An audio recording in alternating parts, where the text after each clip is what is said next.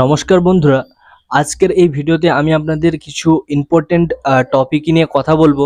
আজকের এই ভিডিওটা না, আপনারা যারা মোবাইল রিচার্জ করছেন, ডিটিএইচ রিচার্জ করছেন অথবা রিচার্জের বিজনেস করছেন, যে বিজনেস করছেন তার সাথে আপনারা নিশ্চয়ই রিচার্জেরও বিজনেস করছেন। ওই রিচার্জের বিজনেসে আপনারা সকলে, আপনারা শুধু নয়, আমরা সকলে কিন্তু একটা খুব বড় ভুল করছি, যার জন্য কিন্তু আমরা ঠকে যাচ্ছি। আমাদের সাথে হচ্ছে ফ্রড বা প্রতারণা। তো সেই বিষয়ে আজকে আমি আপনাদের জানাবো। দেখুন, অ্যাকচুয়ালি হয়েছেটা কি, এখনকার সময় দাঁড়িয়ে কিন্তু মার্কেটে অনেক মাল্টি রিচার্জ পোর্টাল কোম্পানি রয়েছে। আমি লাপোর কথা এই মুহূর্তে বলছি না, ওটার বিষয় ওটা আলাদা প্রসঙ্গে। যাদের কাছে লাপো আছে তাদের তো আলাদা ব্যাপার, তারা লাপো থেকে রিচার্জ করে থাকে। কিন্তু ম্যাক্সিমাম লোক যারা মাল্টি রিচার্জ পোর্টাল ইউজ করেন, তো তাদের জন্য এই ভিডিওটা। আপনারা দেখবেন এখন কিন্তু মার্কেটে অনেক মাল্টি রিচার্জ কোম্পানি রয়েছে। এখন আপনি যদি দেখেন মার্কেটে বিভিন্ন কোম্পানির মাল্টি রিচার্জ কোম্পানি রয়েছে। এবার সমস্যাটা হয় কোথায়? দেখুন, মাল্টি রিচার্জ যে কোম্পানিগুলো হয়, এই কোম্পানির ওনার কিন্তু একজনই হয়। হ্যাঁ, ধরুন আপনি একটা আনাজ ব্যবসা, মানে একটা বাজারে গেছেন আনাজ কিনতে, ঠিক আছে? তো সেখানটা দেখবেন বিভিন্ন দোকানদার থাকে, সেরকম মাল্টি রিচার্জ পোর্টালও বিভিন্ন বিভিন্ন দোকান আছে, ঠিক আছে? এরকম বিভিন্ন দোকান আছে, কিন্তু প্রত্যেকটা দোকান দেখবেন একটা জায়গা থেকে মাল তুলছে এবং ওরা নিজেদের মতো করে সেল করে। তো মাল্টি রিচার্জ পোর্টালও ঠিক সেরকম একটা সফটওয়্যার থাকে। ওই সফটওয়্যারকে কোনো দোকানদার, মানে কোনো ওই ওনার, মানে ওই যে বিজনেসটা রয়েছে ওনার, ওরা ওই সফটওয়্যারটাকে নেয় এবং নিয়ে ওদের নিজেদের মতো করে সবকিছু কাস্টমাইজ করে দোকানদারের কাছ থেকে আপনি প্রোডাক্ট নেন, বা আলু পেঁয়াজ রসুন এগুলো নেন। তো সেম ভাবেই কিন্তু মাল্টি রিচার্জেও কিন্তু ওইভাবে একজনই মালিক থাকে, যে মানে একটা মালিক থাকে, একজনই নির্ধারিত মালিক থাকে, যে কিন্তু আপনাকে সার্ভিসটা প্রোভাইড করে, ঠিক আছে? ওর কোনো আলাদা মালিক হয় না।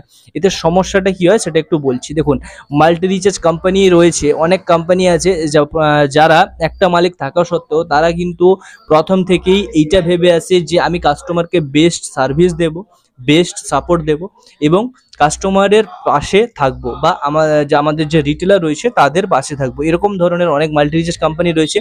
তো কি হয়, ওরা ভালো সার্ভিস দেওয়ার কারণে, ভালো সাপোর্ট দেওয়ার কারণে, আর ভালো যে ভালো সিস্টেম দেওয়ার কারণে কিন্তু ওদের কাছে যে কমিশনটা থাকে, আমরা যেটা মাল্টি রিচার্জ পোর্টালে কমিশন পাই, ওই কমিশনটা কমে যায়। কেন কমে যায়? কারণ ওরা ভালো সার্ভিস দিতে গেলে ওদের ম্যান ফোর্স পাওয়ার লাগে।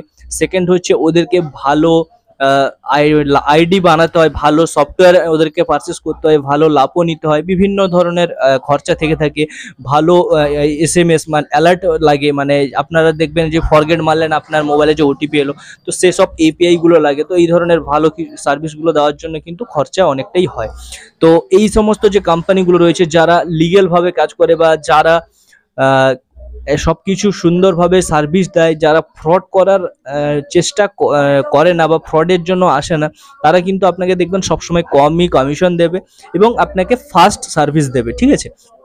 এই জায়গায় দাঁড়িয়ে অনেক মাল্টি রিচার্জ কোম্পানি এই মুহূর্তে, বিগত দিন থেকে কিন্তু হচ্ছিল, কিন্তু এই মুহূর্তে প্রচুর পরিমাণে হচ্ছে। এই সময় যে অনেক কোম্পানি গজে উঠছে এবং গজে ওঠার পর আপনাকে বা আমরা যারা রিটেলার, আমাদেরকে প্রচুর পরিমাণে কমিশনের লোভ দেখাচ্ছে, প্রচুর পরিমাণে। মানে এরকম আমি আপনাকে কমিশনটা বলছি, 3.5%, 4%, 5% এইভাবে কিন্তু কমিশনের লোভ দেখাচ্ছে। আশা করি আপনি পেয়ে গিয়েছেন আমি কোন কোন কোম্পানির কথা বলছি। পার্টিকুলার ভাবে কোনো কোম্পানির নাম আমি এখানে উল্লেখ করতে পারবো না, কারণ এটা সোশ্যাল মিডিয়া। এখানটায় আমি কোনো কন্ট্রোভার্সি বা কোনো পার্সোনাল কোনো কোম্পানির হয়ে কিন্তু এই ভিডিওতে আমি বলছি না, ঠিক আছে? কোনো কোম্পানিরই নাম কিন্তু আমি এই ভিডিওতে নেব না। তো সেক্ষেত্রে অনেক কোম্পানি রয়েছে যারা 3%, 3.5%, 4%, 4.5%, 5%, এমনকি 7% পর্যন্ত কমিশন দিচ্ছে, ঠিক আছে? তো এই সমস্ত কোম্পানিগুলো আসলে এত টাকা কমিশন কোথা থেকে দিবে? দেখুন, এখন একটি যদি লাপোর কথা বলি, তাহলে জিওর লাপোতে না এখন 2.5 টাকার বেশি কিন্তু পাওয়া যায় না। এবার মাল্টি রিচার্জ যে পোর্টালগুলো হয়, এগুলোতে কিন্তু ব্যাক এন্ডে লাপো লাগানো থাকে এবং তার উপরে এপিআই এর মাধ্যমে ওই লাপোটাকে ওই পোর্টালের সাথে মার্চ করা থাকে, ঠিক আছে? তো সেক্ষেত্রে কি হচ্ছে, দেখুন একটা জিওর যদি কথা বলি, জিওতে যে কোম্পানি রয়েছে, কোম্পানির ওনার, উনি জিওতেই পাচ্ছেন 2.5% কমিশন, ঠিক আছে? উনি জিওতে 2.5% কমিশন পাচ্ছেন, আপনাকে 3.5% কি করে দেবে, এটা একটু আপনাকে বুঝতে হবে। এবার ওরা দিচ্ছে কিভাবে, যারা ফ্রড করছে ওরা দিচ্ছে কিভাবে, সেটাও আমি আপনাদের বলবো, কিন্তু আগে বুঝুন যারা লিগেল ভাবে কাজ করছে ওরা দিবে কি করে? দেখুন, ওরা পাচ্ছে 2.5% কমিশন। আপনাকে জিওতে 2.5%-এর জায়গায় তো আপনাকে পুরো 2.5% দিতে পারবে না, কারণ একটি কোম্পানি চালাতে হলে অনেক ধরনের খরচা থেকে থাকে। বিভিন্ন ধরনের লাইসেন্সের রিনুয়াল থেকে থাকে, এপিআই রিনুয়াল থেকে থাকে, তারপরে সফটওয়্যার মেনটেনেন্স থেকে থাকে, ওয়ার্কার লাগে, 2-3 জন সার্ভিস সাপোর্ট দেওয়ার জন্য ওয়ার্কার লাগে। তো এই সমস্ত খরচা কিন্তু ওনাকে করতে হয়। তো ওই খরচাগুলো করার জন্য কিছু পার্সেন্ট কিন্তু ওনাদেরকে রাখতে হয়। তো ওনারা কিছু পার্সেন্ট রাখার পরেও অনেক যখন ওই লাপোতে 2.5% কমিশনটা যখন এপিআইতে লিঙ্ক করা হয় সেখান থেকে কিছু পার্সেন্টেজ কেটে যায়, এবং তারপরে সেটা যখন সফটওয়্যারের সাথে মার্চ করানো হয় তো সেখানটাতেও কিছু কমিশন পার্সেন্টেজ যেটা রয়েছে সেটা কেটে যায়। তো এই করে করে ওই 2.5%টা এসে দাঁড়ায় 2% বা 1.80%-এর কাছাকাছি কিন্তু এসে দাঁড়ায়। তো তখন সেই জায়গা থেকে দাঁড়িয়ে ডিস্ট্রিবিউটার, মাস্টারকে এবং রিটেলারকে সকলকে যখন ডিস্ট্রিবিউট করে আসা হয় তখন দেখা যায় রিটেলারের কাছে 1.40 ইয়া তো 1.50% কমিশন থাকে। এটা হচ্ছে কিন্তু লিগ্যাল কোম্পানি। এবার ইলিগ্যাল কোম্পানিতে কিভাবে কাজ করে সেটা একটু বলে দিচ্ছি শুনুন। ওরা কি করছে, ওরা আপনাকে ফ্ল্যাট কমিশনের অফার প্রোভাইড করে। মানে আপনি রিচার্জ এয়ারটেলেই করুন, বিএসএনএল করুন, জিও করুন, কিংবা আপনি ভোডাফোন করুন, যেটাই আপনি রিচার্জ করুন না কেন সেটাতে আপনাকে ফ্ল্যাট কমিশন প্রোভাইড করে বা ফ্ল্যাট কমিশন অফার করে। কত? 3.5%, 4%, 4.5%। তো এইভাবে কিন্তু আপনাকে কমিশন প্রোভাইড করে। এবার বলুন এই কোম্পানিগুলো আপনাকে কিভাবে দিচ্ছে?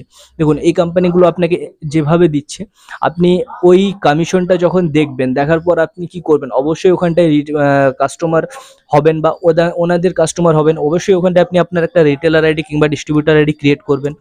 এবার আপনি ওখানটায় দেখলেন ভালো কমিশন রয়েছে, এখানটায় আমি 2.5%-এর এখানটায় আমি 1.5% পাচ্ছিলাম, ওখানটায় আমি 3.5% পাচ্ছি, প্রায় 2%-এর বেশি আমি এখান থেকে কমিশন পাচ্ছি। তো আপনি কি করবেন? অবশ্যই ওখানটায় জয়েন করবেন। তো কি হবে, ওনাদের রিটেলার কিন্তু দিনকে দিন খুবই ভালো স্ট্রং হবে এবং বাড়বে। এবার ওনাদের রিটেলার বাড়ার কারণ, আমি ফ্রড কোম্পানিগুলোর কথা বলছি বর্তমান কিন্তু, ঠিক আছে? ওনাদের রিটেলারগুলো দিনকে দিন বাড়বে, এবং বাড়ার কারণে ওনাদের কাছে একটা ভালো হিউজ রিটেলার বেশ তৈরি হয়ে যাবে। এবার তৈরি হয়ে যাওয়ার পর প্রত্যেকটা রিটেলার কাজ করবে। কোন রিটেলার তার অ্যাকাউন্টে 10,000 টাকা, কোন রিটেলার তার অ্যাকাউন্টে 5,000 টাকা, 2,000 টাকা, 4,000 টাকা এরকম লোড করবে। কোন রিটেলার 500, 1000ও লোড করে থাকে, অনেক রিটেলার আছে যারা কম কম করেও লোড করে। তো এই ধরনের টাকা লোড করবে এবং লোড করে কিন্তু ওনারা কাজ করবে।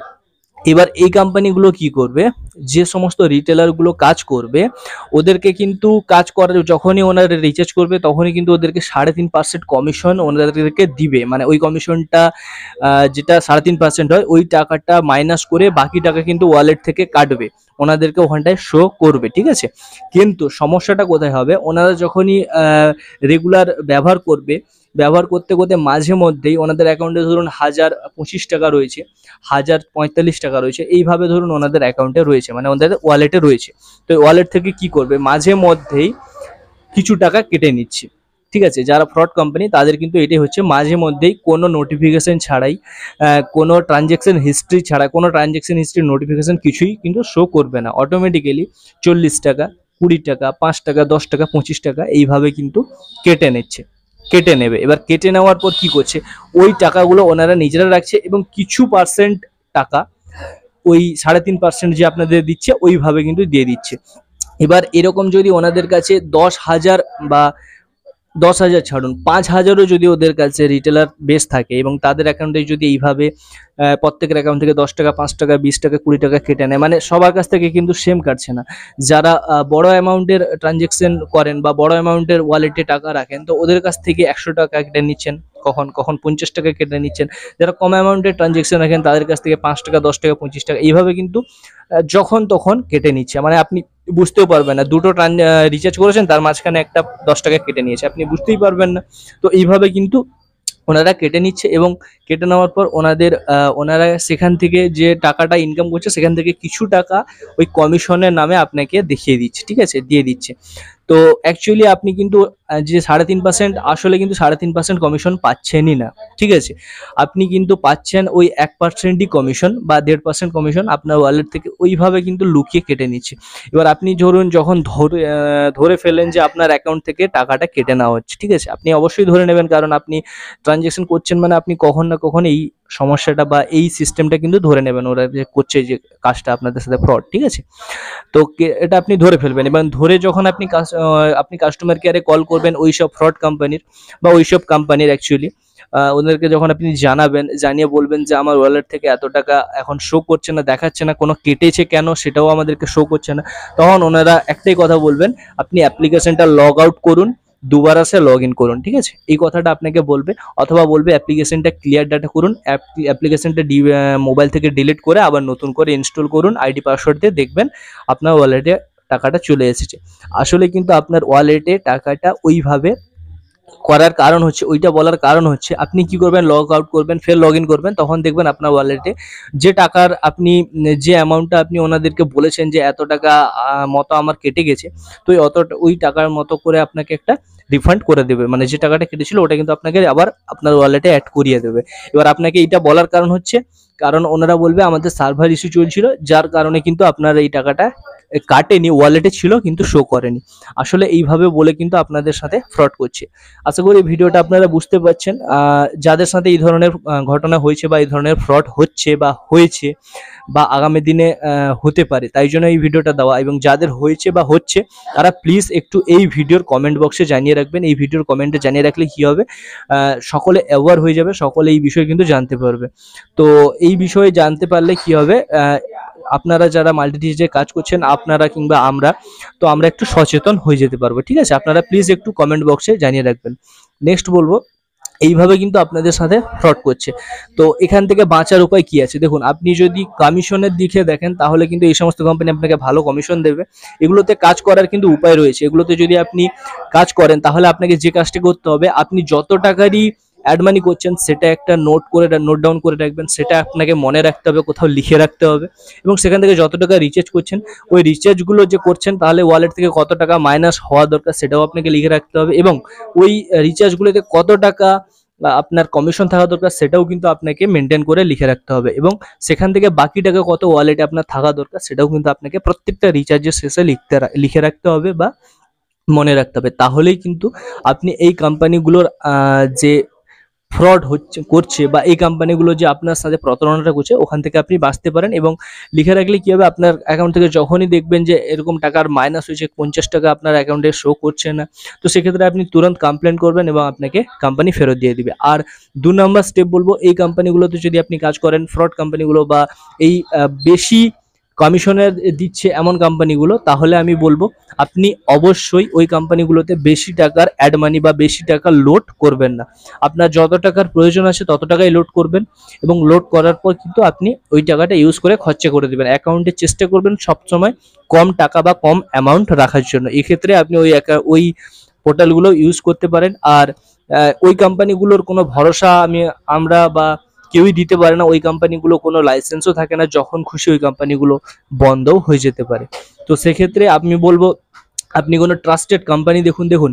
এই মুহূর্তে কিন্তু মার্কেটে অনেক ফ্রড কোম্পানি রয়েছে, তার মধ্যে গোটা কয়েক ট্রাস্টেড কোম্পানি রয়েছে, আর গোটা কয়েক কোম্পানি তো বন্ধও হয়ে গেছে, কারণ ওরা সার্ভাইভ করতে পারেনি এই ফ্রড কোম্পানিগুলোর জন্য, ঠিক আছে? তো গোটা কয়েক কোম্পানি রয়েছে যারা কিন্তু ট্রাস্টেডের সাথে কাজ হলে ওদের সাথে আপনি অবশ্যই যোগাযোগ করতে পারেন। ওই সমস্ত ট্রাস্টেড কোম্পানির সাথে আমাদের কাছে কোম্পানি রয়েছে, এমন ট্রাস্টেবল কোম্পানি যারা কিন্তু এমসিএ রেজিস্টার্ড এবং গভর্নমেন্ট রেজিস্টার্ড, তো ওদের সাথে আপনি অবশ্যই যোগাযোগ করবেন। তো আজকের ভিডিওটা এই বিষয় নিয়ে বলার ছিল, আপনাদেরকে এই বিষয় নিয়ে অ্যাওয়ারনেস দেওয়া ছিল, জানানোর ছিল। আশা করি আমি যেটা আপনাদেরকে বলতে চেয়েছি অবশ্যই বুঝতে পেরেছেন। আপনার যদি কোনো রিচার্জ পোর্টালের প্রয়োজন হয়ে থাকে, ট্রাস্টেড বেস্ট সার্ভিস এবং গভর্নমেন্ট লাইসেন্স প্রাপ্ত রিচার্জ পোর্টাল প্রয়োজন হয়ে থাকে, তাহলে আমাদের কাছ থেকে পেয়ে যাবেন। এইপিএস পোর্টাল যদি আপনার প্রয়োজন হয় তাহলে আমরা ইজি পের এইপিএস পোর্টাল প্রোভাইড করি। সাথে যারা ওয়েস্ট বেঙ্গলের পোর্টাল নিতে চাইছেন তাদের জন্য আমরা সমাধান ওয়েব সলিউশন প্রোভাইড করি। তো এই সমস্ত এইপিএস পোর্টালও আমাদের থেকে পেয়ে যাবেন। যারা ফাস্ট্যাগের রিচার্জ আইডি নিতে চাইছেন ফাস্ট্যাগেরও পেয়ে যাবেন, ডিটিএইচ রিচার্জ আইডি বা electricity bill payment recharge ID অথবা প্যান সার্ভিসের আইডি অথবা বিসি ব্যাংকিং আইডি, যে কোনো ধরনের আইডি নিতে চাইছেন আমাদের সাথে অবশ্যই কন্ট্যাক্ট করতে পারেন। আমরা কিন্তু এই ধরনের বিভিন্ন সার্ভিস কিন্তু আপনাদেরকে প্রোভাইড করি।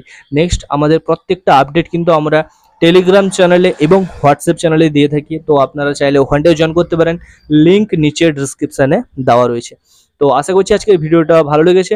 এবং কিছু জানতে পেলেন, কিছু বুঝতে পেলেন, কিছু শিখতে পেলেন। তো আজকের ভিডিওটা এইখানটাতেই শেষ করছি।